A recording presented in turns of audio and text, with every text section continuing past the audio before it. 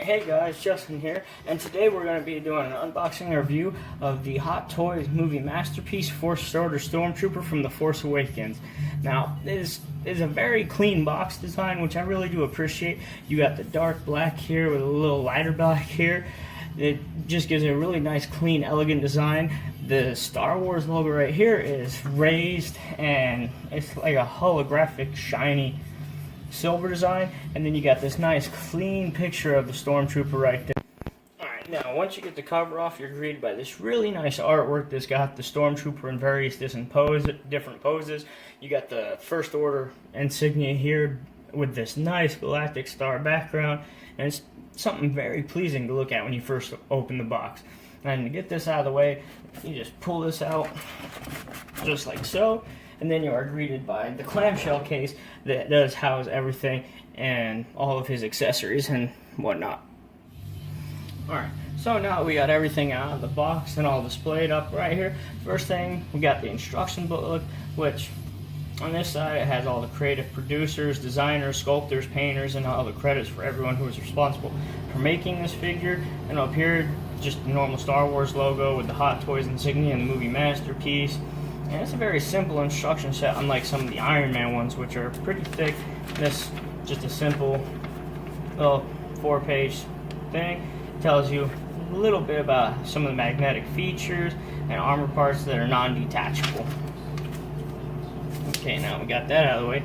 Alright, so first thing, it does give you 2 extra sets of wrist ball joints, which is nice in my opinion. Just in case you break one, you don't have to worry about having to super glue it or fix it or anything.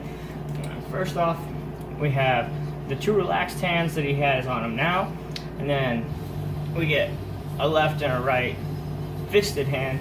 And if you look at these, they have some really nice detail to them.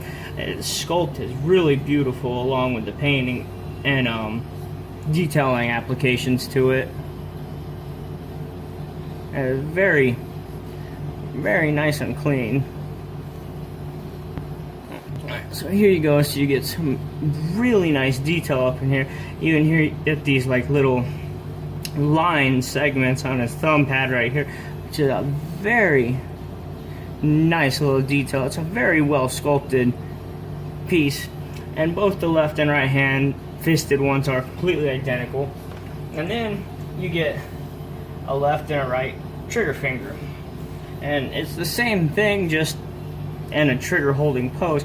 Nonetheless, it's still very nice with the color separation and just the sheer amount of detail, even in the hands, with like down in the actual palm area. It looks like they've got a little padding along the pads of your hand, which was a very nice detail to me. And lastly, you only get this for the left hand. I'm not exactly sure why, but you get another relaxed hand, but it's a little more relaxed than the ones on that he's currently holding. I don't know, maybe like a waving gesture or something. And here you can really see the clean detail on the palm part of his hand that I was talking about earlier, whereas the ones that the figure has on him now look more like they're meant to cradle the rifle. And speaking of rifle, you do get a rifle and a pistol. The pistol is very nicely done. It could be better in some small areas, but I'm not complaining. It's a great sculpt, really nice paint, and a pretty good piece all in all.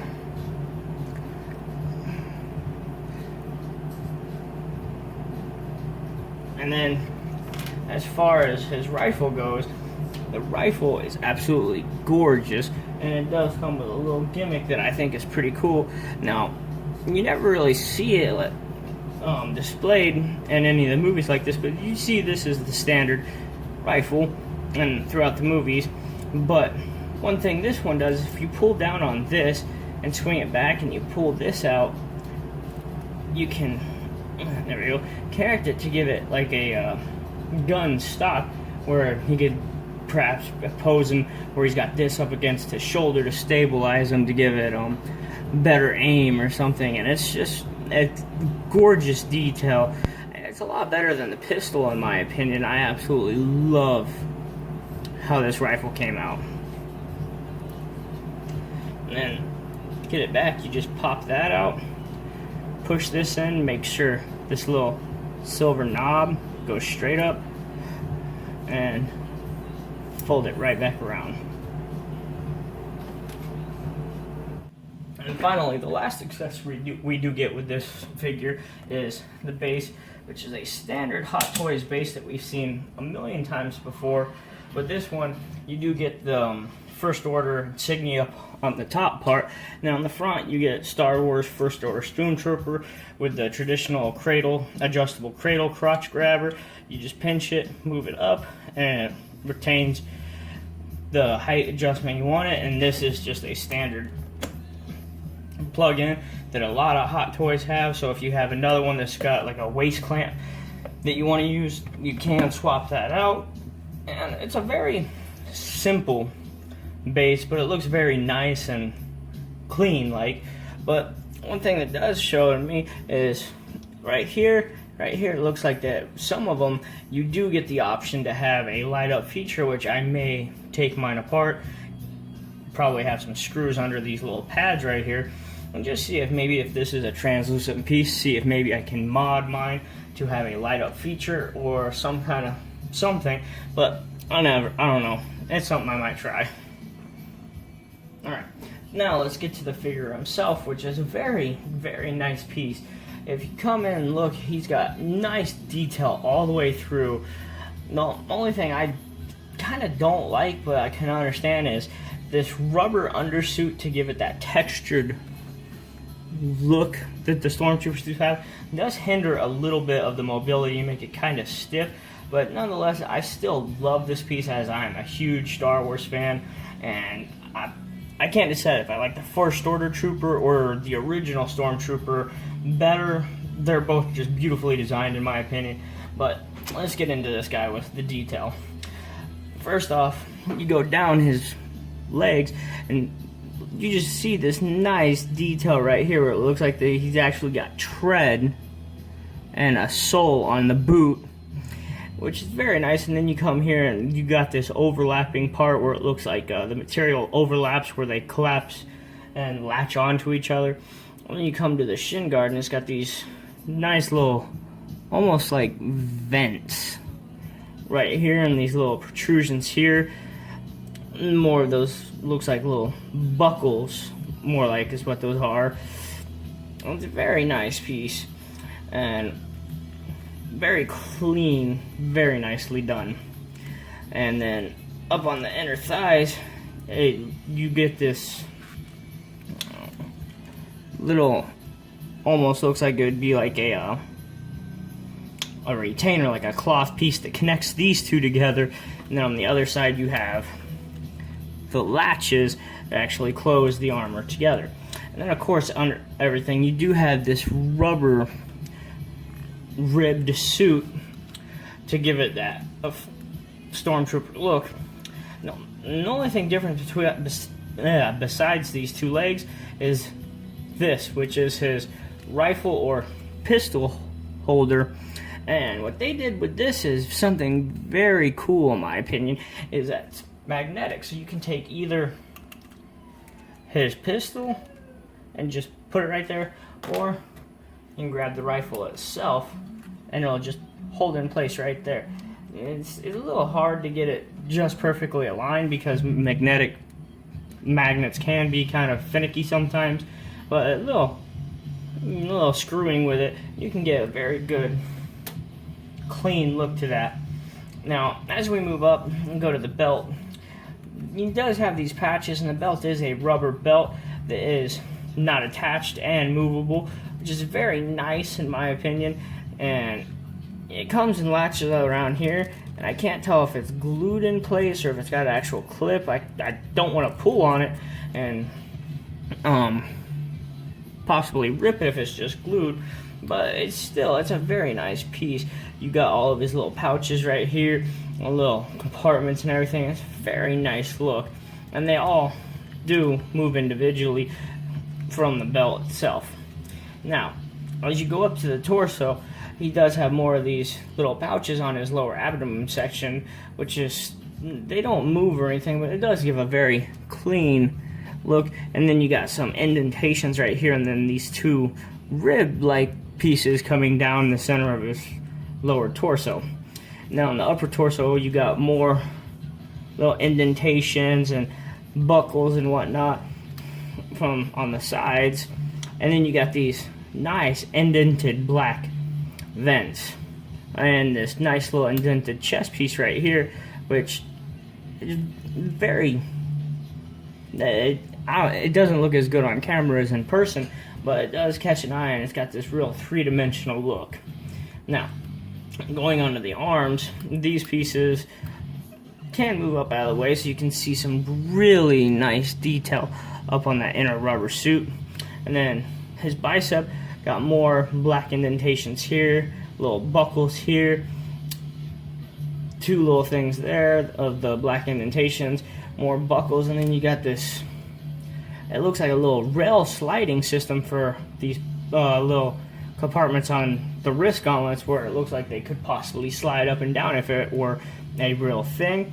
And then on this little rectangle right here, if you look right in the front, it is got another indentation with a little black inlay, which is very nice.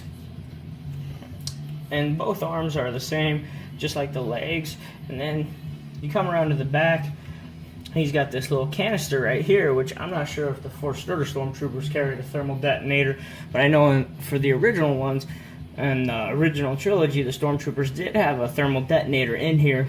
And it's also got these nice little ribs where it looks like this piece could have been adjusted and slid up and down. Yeah, two more indentations right here, a black indented circle right here. And then if you lift the head up, you can actually see more of the ribbed undersuit along with a zipper to take it on and off.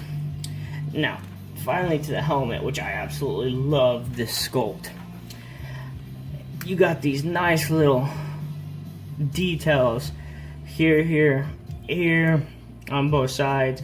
You got these little vents right here, nice little silver details there, and this black mouthpiece. I don't know if my camera's gonna pick it up, but it's actually got like a mesh look to it, which is very nice in my opinion. It's little details like that that I absolutely love.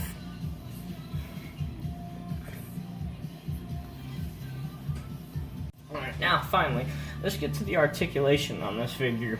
Now, as I said before, this ribbed suit underneath all of the armor may hinder some of the articulation in some places. Now, starting off with the head, well, it does have a double ball joint, so you get a little movement out of the bottom under the suit here, but a lot of your movement is going to be in the top one, in which it can rock side to side, look up about that far, look down, and it can rotate a full 360, and you can get a little bit of that chicken neck bobbing motion by manipulating that bottom little peg that's under the suit. Now for the shoulders, this little flap here is on like this little spring, like a little rubber band piece, so it is separate from the actual arm. But with that, you can lift the arm up about that much and come forward about that far and back that far until this shoulder pauldron does become an issue and the suit tightening up a little bit. Now you do get an upper thigh swivel, which swivels quite a bit in my opinion, and then for the elbow, it feels like it is a double jointed elbow, but the suit being a rubber suit does restrict a lot of the movements, and when you let go it springs back just ever so slightly, so that could be a downfall to some of the articulation on his elbows. And then you get to the hands, which is on a ball peg, so you can rotate it full 360, you can move it up and down slightly, get a little wiggle out of there. And the hands are a little rubber, so you can manipulate them just slightly, but they are going to snap back into place after a little bit. Now, for his upper body, he doesn't really have a side-to-side movement. He's got a very little side-to-side, little bit of an ab crunch, a little back, not a lot of rotation that is to be expected with this big rubber suit underneath of it, which in my opinion hinders a lot of his articulation in some aspects. Now going on to his legs, you can go forward about that far and come back not that far, because this butt pad is in the way and it doesn't really move out of the way that much, so that can't really make the leg swing back. His legs can go about that far out before the rubber suit starts tensioning up right there and tightening, so you can't do it and split his legs anymore. The knees have a nice double bend in it, and you can get just about a 90-degree bend, maybe a little more out of there. I don't know, it might mess with it a little bit. You might be able to get a little more than I can. And then for his feet, they are on ball, or a double ball peg as well, so you can come forward with them, you can come back with them, you can do a nice side-to-side ankle rocker, you can go forward and back, but that's about it with that. Overall, his articulation's okay. It's not the best, but it's decent. You can get some really good poses out of him. It just might take a little bit of messing around with just to get some of the trickier ones down. That's about it with the review on this guy.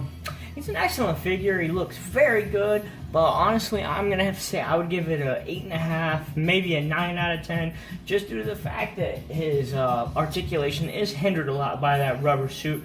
Granted, it does look amazing in person. It's just it doesn't do very good for his articulation. But that's it for this one, guys. Thank you for watching. Please subscribe, like, and leave a comment saying if I can do anything better. Just starting out, and this is my first real attempt at doing any YouTube videos, so any real feedback would be muchly appreciated. Alright, thank you. Have a nice day, guys.